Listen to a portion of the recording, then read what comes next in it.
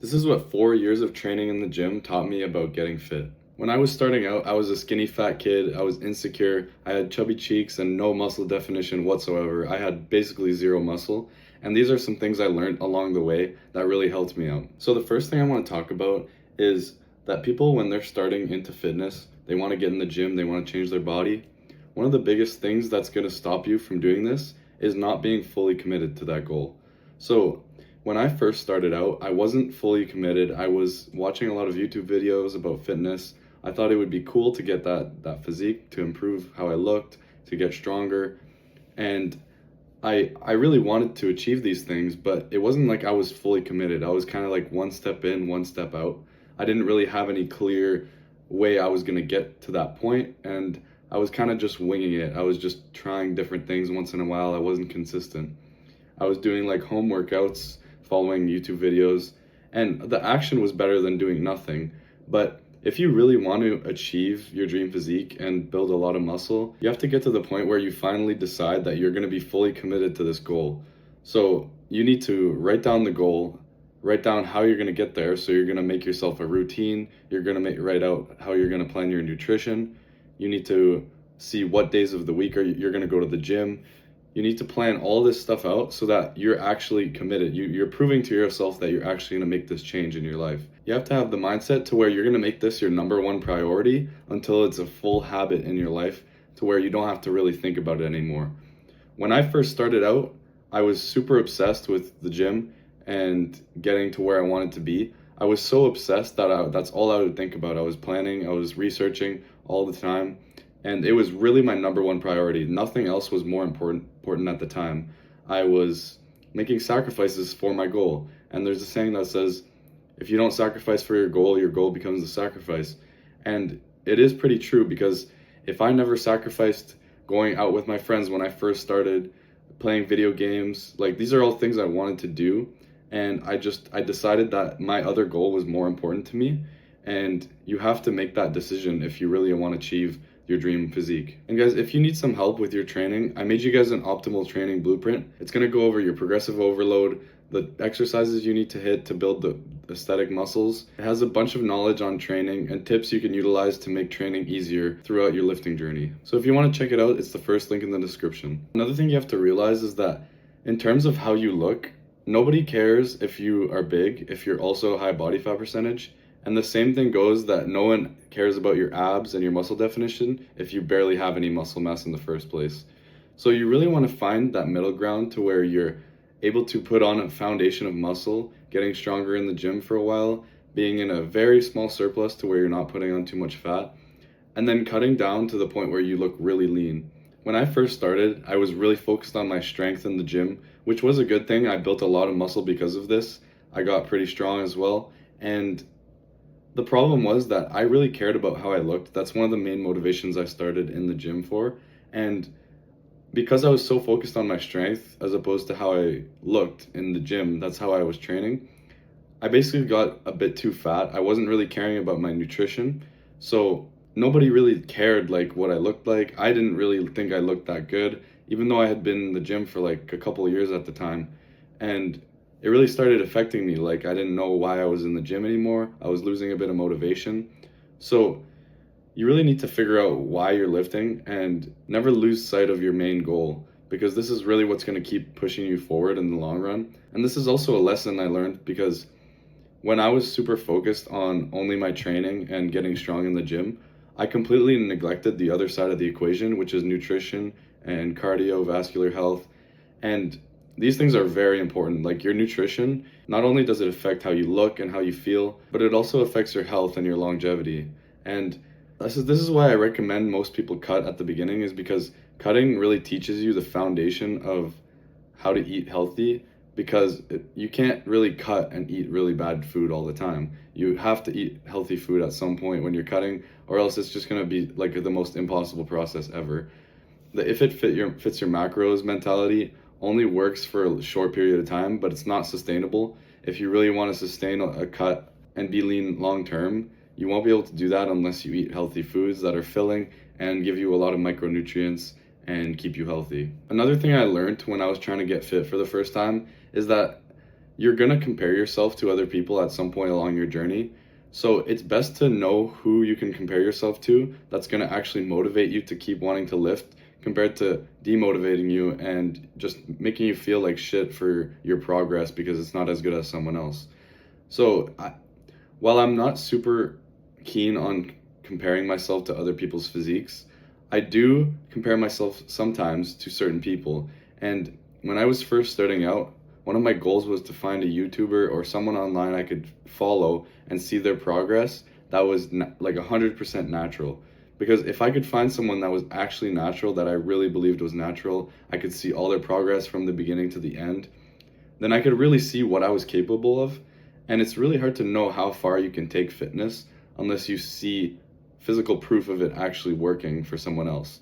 So what I did was I sifted through so many fitness influencers until I found someone, and it ended up being Lex Little. He has all of his old training videos from back in the day, and he preaches being natural all the time. He hates people that take gear, and it's really important for you to find someone you can trust online that shows you what you're actually capable of.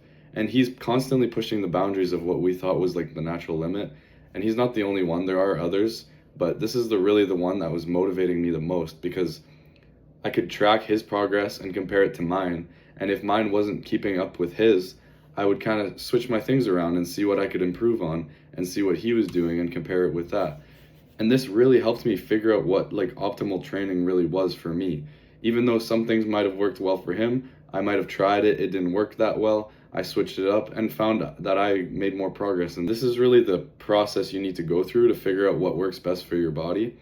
And because I had someone to look up to that I really knew was an achievable physique in terms of muscle size and stuff, it really kept me going because there was so many of my friends that were looking at fitness influencers that ended up finding out they weren't natural. And I feel like that's a super demoralizing thing because you idolize this person and you think you can look like them, and then it turns out you actually can't look like them because they're enhanced. So again, if you're going to stay natural, which is what I recommend, you need to find somebody that you can actually believe that their physique is pretty achievable for you. I know you're not going to look like them like 100% because of genetics and other things, but at least you know that if you aren't looking like that fitness influencer after the same amount of time they've been training, that you obviously there is some genetics that go into it, but obviously there's also the training aspect and you need to dial that in as well. So if you compare yourself to them and you're way far behind at the same period of time, that usually means that you need to fix something in your training. So it's good to have this comparison because it can motivate you to improve as well. Now, another thing I realized recently that's kind of interesting is that you're technically always dieting, especially as a natural, because even when you're at maintenance, it's still difficult to stay at that amount of calories, especially every day, because cheat meals are going to be inevitable. You're going to be going out with friends once in a while. There's going to be parties. And obviously, you can completely cut out your social life if you want, but I don't think that's healthy at all. I think we all should be socializing, going out with friends, trying to enjoy our lives as much as possible. So you are always dieting in the end because even if you're eating at maintenance, it's not easy to stick to that calorie level all the time. I find even at maintenance around like 2,500 calories, let's say, I'm still struggling. I still have a lot of cravings. I still get hungry. And in a cut, it's even worse. Like 2,000 calories, I'm very hungry. And it takes a lot of discipline to control your appetite and make sure that your diet is made so that you don't get all these cravings all the time. So it takes a lot of discipline, and you will learn along the way how to improve your diet to make it easier to stick to. But yeah, even when you're bulking, it's still difficult too because you should be tracking everything you eat. You should be eating in a slight surplus, not just eating whatever you want, because that's how you just gain a bunch of fat and look like shit. So yeah, you really need to be always tracking your nutrition. And so many people neglect this, like I said earlier. You really need to make sure your nutrition is a big focus in your fitness journey, because if you neglect it, no matter how good your training is, you're not going to be looking the way you want to, and you're not going to achieve the physique you want. So this is really important. Another thing I can't stress enough is you should be tracking everything meticulously. So I track my diet every day. I track all my lifts, I track my progression, and I even tracked my beginning measurements because I want to know how big I get at the end of certain phases in my training. So, in terms of progressive overload specifically, you should really have the mindset that you want to push the weight that's going on the bar, and by using double progression and just adding a rep when you can. And obviously you shouldn't be forcing it to the point where you're ego lifting and lifting way too much weight that you're going to injure yourself with. But at the end of the day, muscle growth causes progressive overload. But the mindset you really should have is, I'm going to come into this next session and add weight to the bar if I can, or add a rep when I can. Because this is really what's going to keep you on track to making progress. And if you don't see this progress consistently, it really means that something else is not working out in your routine or in your training plan. It might be nutrition, it might be recovery, it might be in your training intensity, you never know. But you need to do a full audit if ever you see that your progress is really slowing down. Tracking your exercises and your progress is really the foundation of your fitness journey, because that is the only thing that you can track that's going to show you if you're actually going somewhere and building the physique. Because you can spend years in the gym doing the same weight and the same exercises and not making any gains because you never push yourself as hard as you should. If I went in the gym and never tracked my exercises, which I've done in the past, and the problem is your body gets so used to doing this that you never push yourself to the point that you think you're comfortable in going up in weight. And as you get more advanced, it gets more difficult to increase the weight and the reps. So you really need to force it into your program. And with double progression, it's almost like auto regulation. Instead of you forcing the weight on the bar, you just follow this scheme and it tells you when you should be going up. So you just have to listen to it. If you're just doing it all in your head and on your own, you're going to end up overtraining or undertraining, and it's really hard to consistently make progress. So double progression is super important. And if you're not utilizing it, you're really missing out on a lot of gains, especially as a natural.